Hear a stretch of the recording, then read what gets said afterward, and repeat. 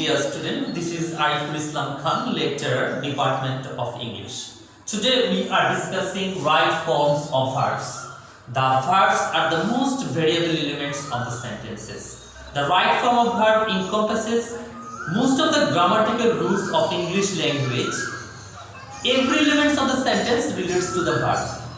The verbs appear differently on the basis of tenses, moods, modals, other sentence structures. Let's have a look on the most common rules of right form of verbs. The first one, singular subject must have singular verbs.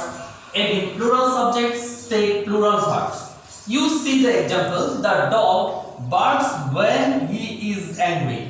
Here is the dog singular subject, here the dog's plural subjects. The dog accept the singular verbs, the dogs accept the plural verbs. And for your better understanding, I have mentioned here singular pronoun and here the plural pronoun. Come to the next rule. The words which indicate regular habits and general turn of actions require present indefinite tense. You see, whenever we talk generally, whenever we do something regularly, daily, in that case, the sentence will be formed by the structures of present indefinite tense. Now, what is the structure of present indefinite tense? Subject. After subject, we will have a verb in the present form. Okay, this is the first two rules of right form of verbs. Okay, dear student, now come to the next rule. No sooner had, hardly had, scarcely had, etc. are the adverbials that require past perfect and past indefinite tense for the sentence.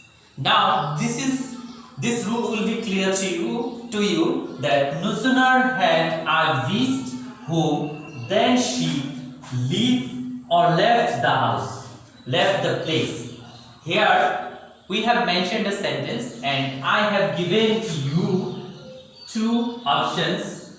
What will be here? Leave or left? You see, the rule is saying that such type of sentence will follow past perfect tense and past indefinite tense. As no sooner had I reached home, this is past perfect tense. Here this sentence will be in the past indefinite tense. So the option left will be correct here and the full sentence will be no sooner had I reached home than she left the place. Okay, come to the next rule. The clause it is time or it is high time requires a verb in the simple past if there is a clause after it. You see, here is the example. It is high time you study or studied properly. This rule is saying that whenever you have a clause after it is high time or it is time, then this question will be in the simple past form. So the verb will be studied. And the next rule, the words yesterday, ago, last, before will follow the verb in the past simple form. Here we have talked about clause. Here are some words which are also indicating verb in the past form. This verb, this word, if this type of words are existing in a sentence, the sentence will be in the simple past form. You see, here we have mentioned two examples, see or saw, and yesterday is here. So these rules is saying us that whenever we have yesterday, last, before in a sentence, in that case the verb will be in the simple past form. So this option is correct. So I saw you yesterday. Okay, student, come to the next rule. The conjunction as if, as though, since takes past or past perfect tense in the following clause. Now question, when the clause will be in the past tense or in the past perfect tense. I told the conjunction as if, as though, since takes past or past perfect tense in the following clause. Now, this is the question: when the clause will be in the past indefinite or in the past perfect. Here you see, Arif talks as if he knew everything. Again, Arif talked as though he had known everything. Now, see the difference. This clause in the present tense and this clause has been in the past indefinite tense. So, this is the rules. Whenever the first clause will be the present tense, the other clause, the next clause will be in the past indefinite tense. Again, when the first clause will be in the past indefinite tense, the other clause will be in the past perfect tense. That's why it has been like this. Arif talks as if he knew everything. The other one, Arif talked as though he had known everything. Come to the next rule. Being, having, getting, etc. are generally followed by the past participle form of the verbs. You see, whenever you will have another verb after this word, then that verb will be in the past participle form of the verb. Arif went to school having eat or eaten. So rules is saying us the option will be eaten. Verb 3, past participle form of the verb. So answer, Arif went to school having eaten a burger. Okay, come to the next rule. The conjunction list requires a modal should in the following clause regardless of the tense of the first clause. Whenever you are watching, you are seeing this word list, the other clause will follow should. Here the example will clarify your confusion. You see, he will work hard, lest he should get fired. This list, whenever you are watching such type of word, list, the other clause will follow a modal should before the main verb. So this sentence will be, he will work hard, lest he should get fired. Or work first, lest you should miss the train. Okay, student, come to the next rule.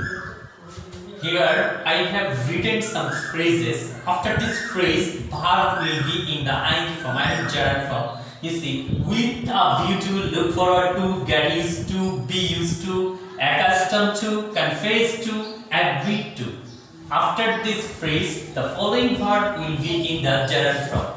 After this phrase, whenever you will put a word, this verb will be in the ing form. You see, he was accustomed to studying a lot. Here, this verb is in the ing form. Come to the next rule. Verb after preposition will be in the ing form. And this is also a rule of ing, gerund. And whenever we put a preposition, and after this preposition, we will set up verb. This verb will be in the ing form, except to, because we know after to verb will be in the base form. Here I have mentioned this example. I try for. This is a preposition. After this, teach. Teach has accepted ing with this. You too. This is another preposition. We have mentioned here except to. Whenever we are putting preposition to, in that case this to will follow a verb in the base form and other preposition will follow a verb in the ing form. And this is the difference, but there is a fact. Whenever we are putting to with this phrase, with a view to, look forward to, get used to, be used to, after this to, verb will be in the ing form. Okay. Rule number 11. Verb after any modals will be in the base form. We know what are the modal auxiliaries. Have to, has to, had better, would rather. These are the modal auxiliaries. After these modal auxiliaries, verb always will be in the base form. You see, I had better leave or left. Here I have put two options. What will be the answer? The answer will be certainly live, because this rule is saying us the verb after modals will be in the present form. Okay, rule number 12. Now we'll learn about causative verbs. The causative verbs always take the next verb in its base form except get. I mean, there are 5 causative verbs, and these 5 causative verbs except get, the other will take the other verb. I mean, the next verb will be in the base form. You see, have, get, make, have, left, and these 5 are the causative verbs. From them, get is the different. The other 4 will accept, will take the next verb in its base form. Here I have mentioned an example. You see, I had him wash or washed the dishes. I mean, here wash or washed, which will be the correct option. So the rule is saying us after causative the next verb will be in the base form. So washed is not correct. Wash will be the correct answer. Wash. I had him wash the dishes. So this is the time of get. Get takes the next verb as infinitive or past participle. Now you may have the question, when will be infinitive, when will be past participle? Past participle form. For this, I have mentioned 2 examples. You see, I got him to wash my dress. Here, after get, you are facing a person. So this is the matter to remember. Whenever after get a person is mentioned, then other verb will be in the infinitive form. You see, after get, this is a things. So after get, whenever you are facing a things, then the other verb, the next verb will be in the first participle form. So this is very important rule. You should remember it properly. Please memorize first of all the first causative verbs and think that after or except get, the other will follow a verb in the base form. Get will take infinitive and past participle form. After get, if we have a person, then other verb will be in the infinitive form. After get, if we face a thing, then next verb will be in the past participle form. Come to the next rules. There are some clauses which require the verb of the next clause to be in the base form. You see, I have written here 3 clauses. It is necessary or it was necessary. It is urgent or it was urgent. It is important or it was important. Regardless the tense, if we have such type of these 3 pages clauses in the first portion of the sentence, the other portion always will be in the base form. Here I have mentioned an example. It was necessary that I made a good result. Here this verb has been put in the base form. You see, the first clause has been made in the past indefinite tense. After this, regardless the tense, the next clause has been in the present form, because this is the rules. After this clauses, whenever you are putting another clause, the next clause verb will be in the base form. Okay, dear student, we have already finished 13 rules. These 2 are the last 2, and we are going to finish our today's lectures. After reading these 2 rules, they are very easy. I hope you all of you know these 2 rules. They are related with tense. Now, at this moment, day by day, gradually, these words will follow present continuous tense. You see, whenever these words will be found in a sentence, the verb will be in the present continuous tense. You see, here I have mentioned 2 examples. I sleep now.